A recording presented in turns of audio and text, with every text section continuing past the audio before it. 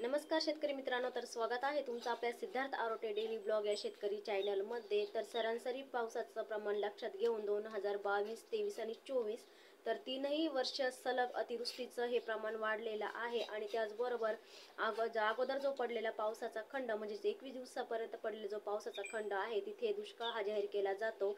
त्याचबरोबर नंतरची जी झालेली अतिवृष्टी तर याच्यामध्ये जी काही अतिवृष्टी नुकसान भरपाई आहे तर ती 10 जिल्ह्यांना वाढीव दराने मंजूर करण्यात आलेली आहे।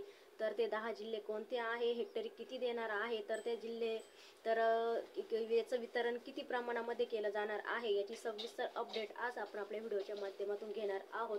त्यापूर्वी जर तुम्ही चॅनलवर नवीन असाल तर असेच शेतीविषयक नवनवीन व्हिडिओ बघण्यासाठी चॅनलला सबस्क्राईब करा, व्हिडिओला लाईक करा। त्याचबरोबर व्हिडिओ कुठे स्क्रिप्ट करू नका, जेणेकरून खूप महत्त्वपूर्ण माहिती आहे ही तुमच्यापर्यंत पोहोचू शकते। तर शेतकरी मित्रांनो, राज्यातील जून ते ऑक्टोबर 2023 ते 24 या कालावधीमध्ये अतिवृष्टी आणि पूर परिस्थिती यामुळे बाधित झालेल्या नागरिकांना म्हणजे शेतकऱ्यांना आता मदतीचं वितरण करण्यासाठी ही जी वाढीव दराने भरपाई आहे ती आता मंजूर करण्यात आलेली आहे। त्याचबरोबर या शेतकऱ्यांना आता असा एक महत्त्वपूर्ण 28 जानेवारी 2024 रोजी एक महत्त्वपूर्ण असा GR देखील निर्गमित करण्यात आलेला आहे।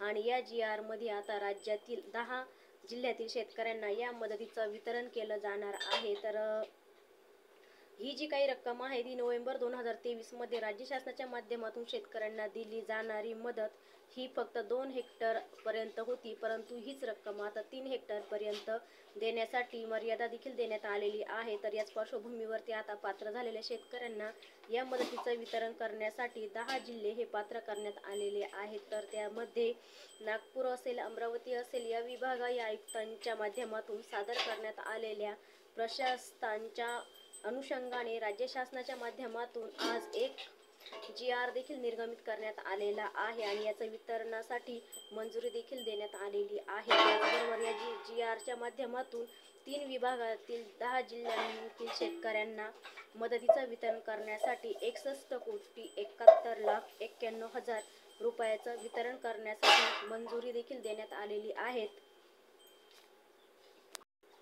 आणि यासाठी पात्र जिल्ह्यातील शेतकऱ्यांना आता ही लवकरच जो काही पीक विमा आहे तो वितरित केला जाणार आहे। त्याचबरोबर नाशिक विभागातील नाशिक जिल्ह्यातील बाधित झालेल्या 22 शेतकऱ्यांना 1 लाख रुपयाची मदत देखील वितरित केली जाणार आहे। आणि त्याचनंतर धुळेमध्ये सुद्धा 967 शेतकऱ्यांसाठी 1,04,82,000 इतकी मदत ही वितरित केली जाणार आहे। आणि त्यानंतर जळगाव तर यामध्ये पात्र झालेल्या 1,799 शेतकऱ्यांना 8,51,81,000 रुपयाची मदतीचं हे वितरण केलं जाणार आहे। आणि त्याचबरोबर अहमदनगर जिल्हा असेल तर अहमदनगर जिल्ह्यामध्ये सुद्धा 92 शेतकऱ्यांना 2,60,000 रुपये दिले जाणार आहे। आणि त्याचबरोबर एकंदरीतपणे नाशिक जिल्ह्याचा जर आपण विचार केला तर शेतकरी मित्रांनो, नाशिक जिल्ह्यामध्ये सुद्धा 8,880 शेतकरी या अनुदानासाठी हे पात्र झालेले आहे, म्हणजे अतिवृष्टी अनुदानासाठी पात्र झालेले आहे। त्याचबरोबर या शेतकऱ्यांसाठी 9,60,23,000 रुपयाची मदत देखील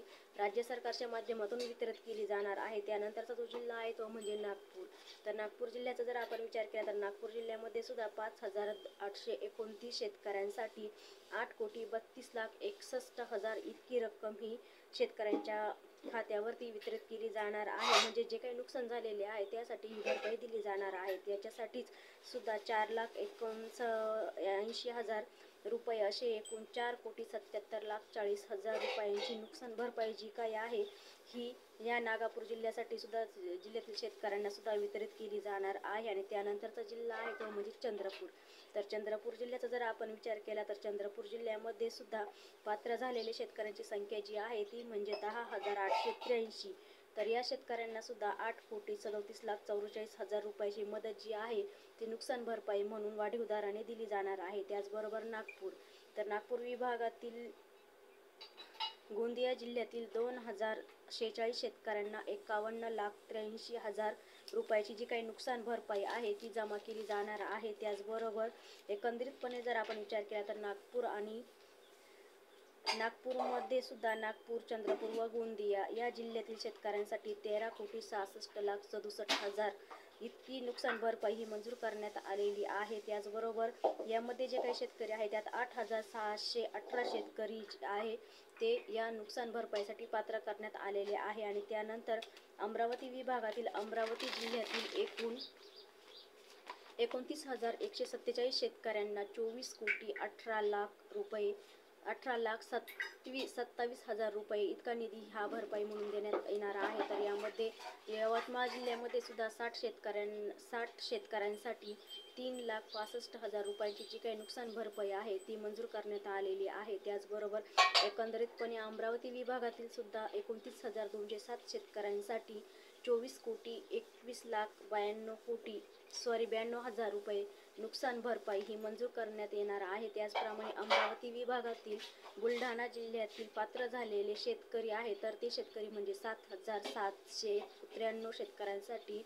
13,83,00,000 रुपये. तर शेत जमिनीच्या नुकसानीसाठी म्हणजे जे काही अतिवृष्टी असेल किंवा ढगफुटीचं प्रमाण असेल तर त्यांच्या शेती पिकाचं जे काही नुकसान झालेलं आहे तर त्या नुकसानीसाठी सुद्धा आता 29,61,000 रुपये असे एकूण 14,25,900 रुपयेची नुकसान भरपाई जी आहे ती बुलढाणा जिल्ह्यातील 7,793 शेतकऱ्यांसाठी दिली जाणार आहे. तर यामध्ये तीनही जिल्ह्यांमध्ये अमरावती विभागातील 37,000 शेतकऱ्यांना 38,45,16,01,000 रुपयांची जी काही नुकसान भरपाई आहे ती दिली जाणार आहे. तर या शासन निर्णयाच्या माध्यमातून पात्र झालेल्या राज्यातील 10 जिल्ह्यांमध्ये 64,598 शेतकऱ्यांसाठी ही 61,71,91,000 रुपयाची जी काही भरपाई दिली जाणार आहे तर ती लवकरच मंजूर केली जाणार आहे. तर तुम्हाला पुन्हा एकदा मी आकडा सांगते की